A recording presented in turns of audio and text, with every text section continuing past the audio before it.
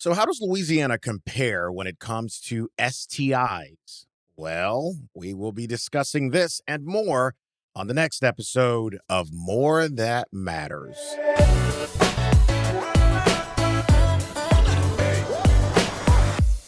Today, we will be discussing a very important topic, STIs in Louisiana. And joining us to lead us through this conversation is none other than Dr. John Vanchiere from LSU Health Shreveport. Welcome back, Doctor. We so appreciate your expertise. It's great to be with you, Diane and Clay. Always a great conversation. So, to kick off our conversation, we actually have a two-part question for you. What is STI, and is there a difference between STI and STD? So this is a very important question, very fundamental to what we've been how we've changed the discussion over the past 2 decades. So we used to just talk about STDs. And from a medical perspective, when a person has a disease, that means they have symptoms. And so when it comes to sexually transmitted diseases, they're really just the tip of the iceberg. That is, said another way, most people who have chlamydia, for instance, have no symptoms. So they don't identify as having a disease, they don't have symptoms, and they don't go get tested. But that leaves an awful lot of people with infection who are transmitting chlamydia to other people through sexual intercourse. And so sexually transmitted infections is a broader term, and it encompasses those who have symptoms and the bigger group of those who don't have symptoms. You know, some would say, oh, it's just semantics, but it's not, because it's those who don't have symptoms that are not getting tested and therefore continuing to spread sexually transmitted infections in the community. And it's not intentional. They just don't know, Dr. Vanchiere. That's right. If you don't know anything, you don't do anything about it. It's not a whole lot different than things like strep throat or other germs that live in our throat. Epstein-Barr virus, the monovirus, and you drink after somebody with a straw, you're not having any symptoms, they're not having any symptoms, but just through drinking after somebody, you may acquire or may transmit Epstein-Barr virus to someone else, even though you don't know it. You know, this is such a new conversation. STI as a thing is something that most people, I'm assuming the average person, if you ask them about an STI, they wouldn't know what that is. So let's drill down a little bit. What are some of the most common STIs? STIs, there are many. We'll be talking probably about 10 different ones, but we'll focus on the most common ones. The most common in the bacterial group is chlamydia by far. Also in that bacterial group are gonorrhea, less common, and syphilis, less common, but still very problematic. And then in the viral sexually transmitted infections, we have things like HIV, herpes virus, human papillomavirus, or HPV. HPV being the most common viral STI that's transmitted, and it is very efficient at spreading. So those are the biggies that we need to be talking about. Something that has been a trend, unfortunately, for a long time is Louisiana's ranking as it relates to these STIs and other. I mean, we're number one for the highest rate of chlamydia and in the top 10 and highest cases of chlamydia, gonorrhea, and primary and secondary syphilis. Any insight into why we are on such a bad end of a list? The biggest factor, and I will say, I'll qualify it, we're not only in the top 10, we're in the top 5 for all of those things. Yeah. The way I look at this, these germs are endemic in our community, especially those who are not having any symptoms. They're not getting tested, they're not getting treated. And so that's a big factor. Is once these germs are endemic, there's no way to break that cycle of continued transmission without testing. And for perspective, please correct me if I'm wrong. Endemic is specific to one area versus pandemic that is spread in a wider area, correct? Right. And so we can talk about germs like strep throat. It's an endemic germ. It just lives in our community and people spread it around, and it occasionally blips in the winter a little more, but it can be spread all year round. So it resides in the human population. It's not coming and going like the flu is each year, or COVID or RSV. These germs are endemic. They're with us all the time. That was my next question, because I wasn't as familiar with when you were using the term endemic Versus as what pandemic, a pandemic. yeah. Exactly. What about being treatable, curable? What are the options here, doctor?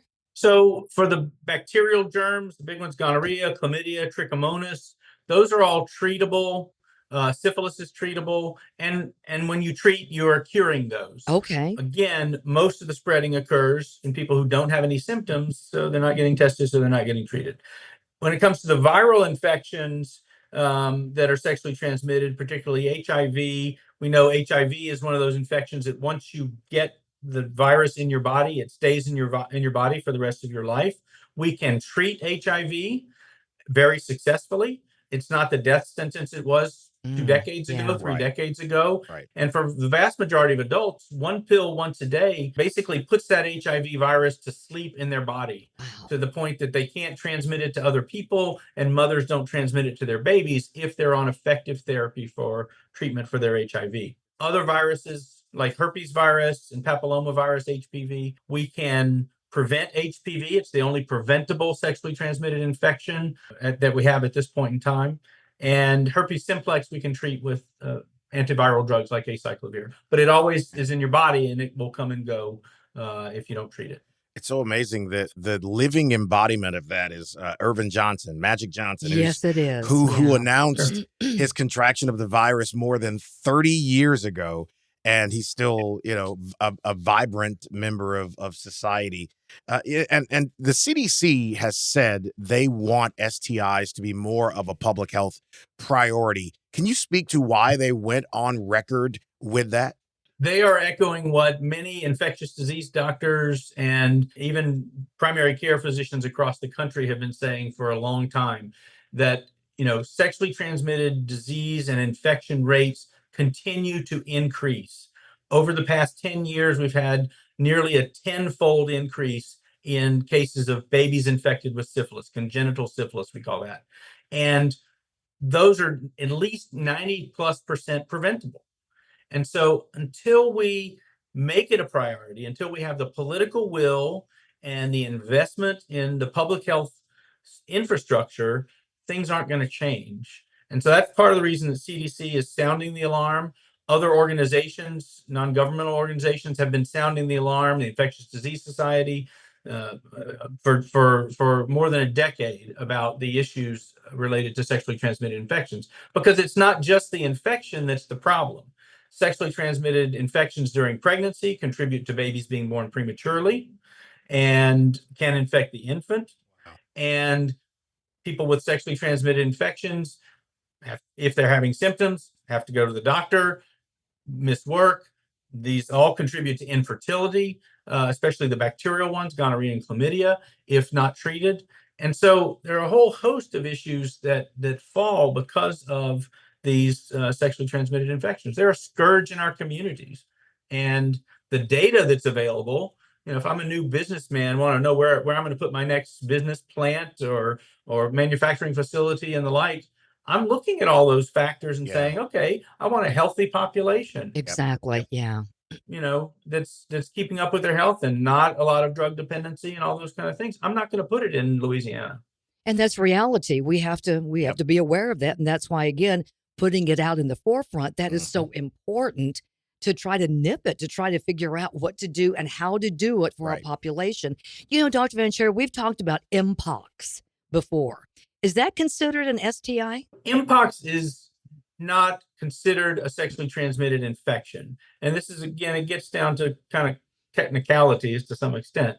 Most Mpox cases that have been described during its multinational outbreak over the past several years, over 90,000 infections just in the United States, were related to sexual intercourse, primarily among men who have sex with men.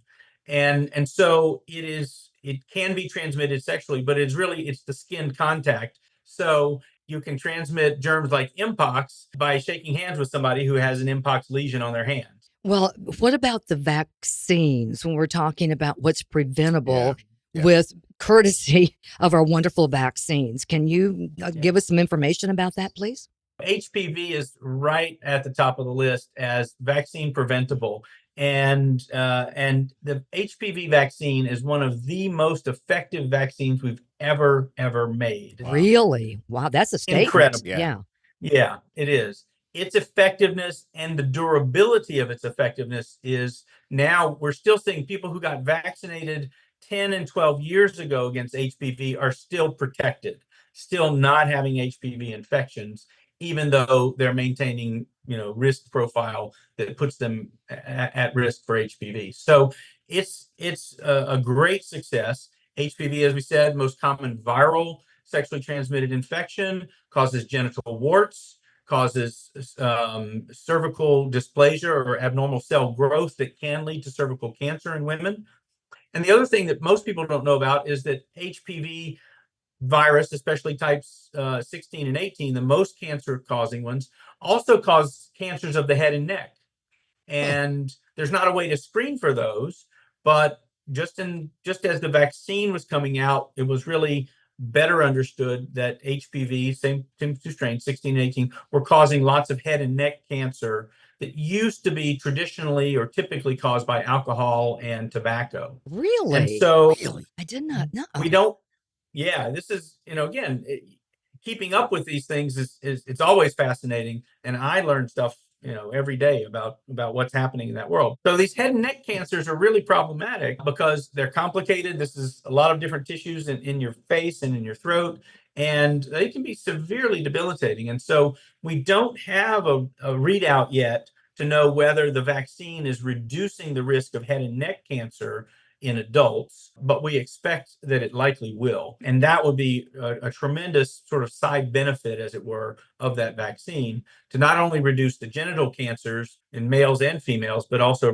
reduce the head and neck cancers. So, what resources are available if someone listening to this thinks they have an STI? I would look at it the other way. Everybody should assess their own risk for having an STI.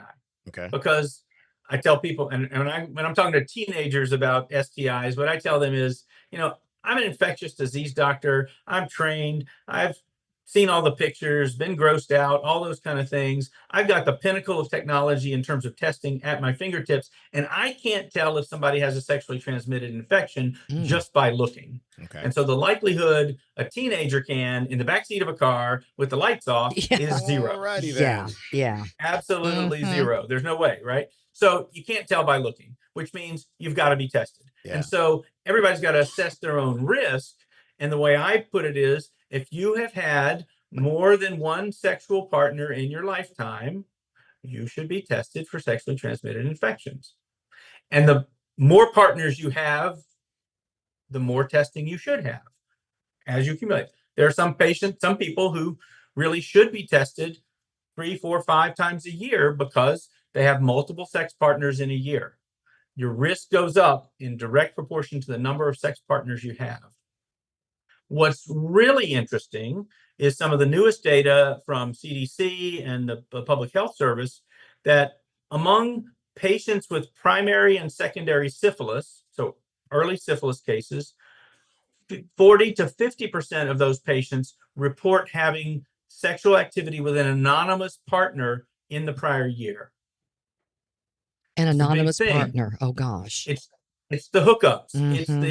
It's the online apps that allow you to find somebody, and you may not know who they are. You may never see them again. Yikes. Anonymous partners is a big risk factor. And that puts the other thing that's interesting in that data is at least a third of people with primary and secondary syphilis report having had sexual activity while intoxicated or under the influence of drugs within the past year. So you've got two big risk factors right there. And if those are in your risk factor pool, then you really risk assessment of your own activities. You really absolutely have to be tested. Syphilis, HIV, gonorrhea, chlamydia, trichomonas are absolutely important. It just comes down to being responsible. Yeah. It really does. And when you're saying the anonymity and the other with the alcohol, drugs, what have you, people, we can all be stupid.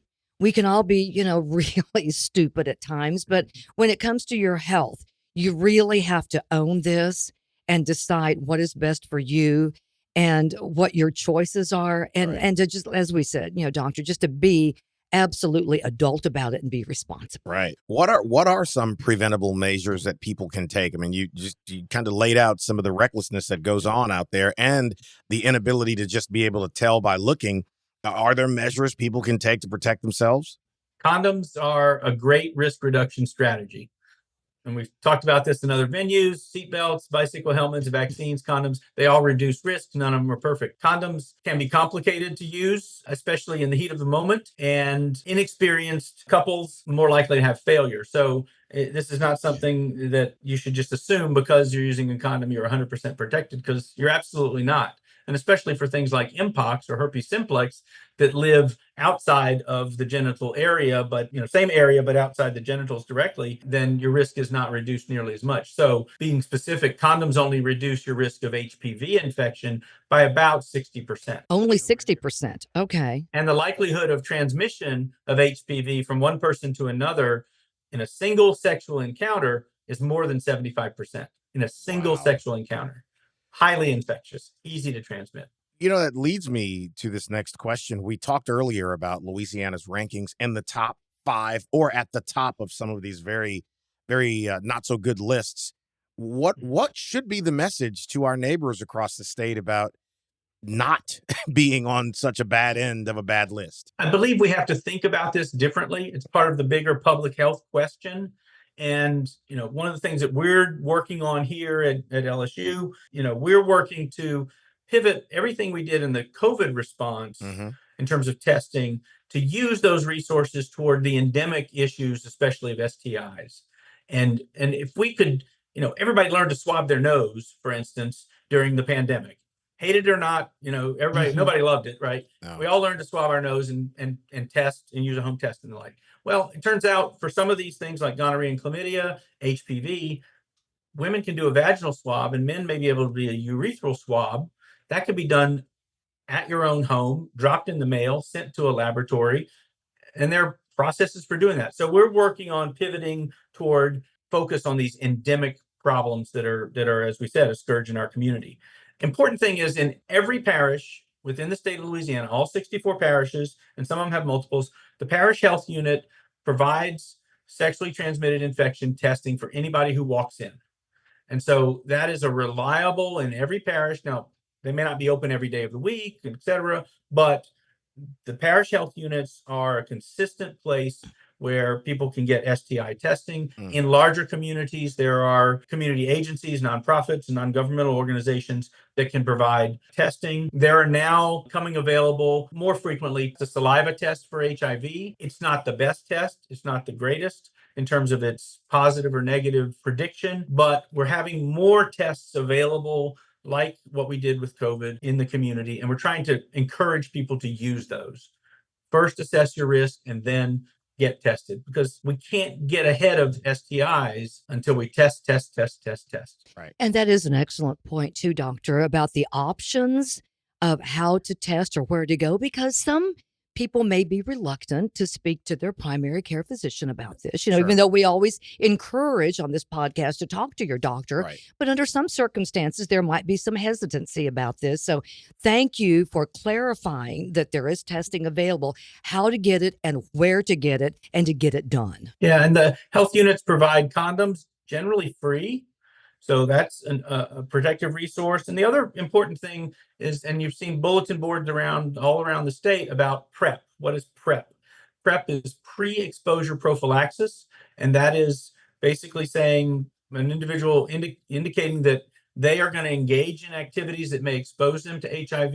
So they're going to go ahead and take medicine, HIV medicine, to prevent HIV infection. So some of these things may be a two-edged sword, and we still have a lot to learn. For instance, if women are using long-term active contraception to prevent pregnancy, are they less likely to use condoms because they can't get pregnant? And the same may be true with PrEP.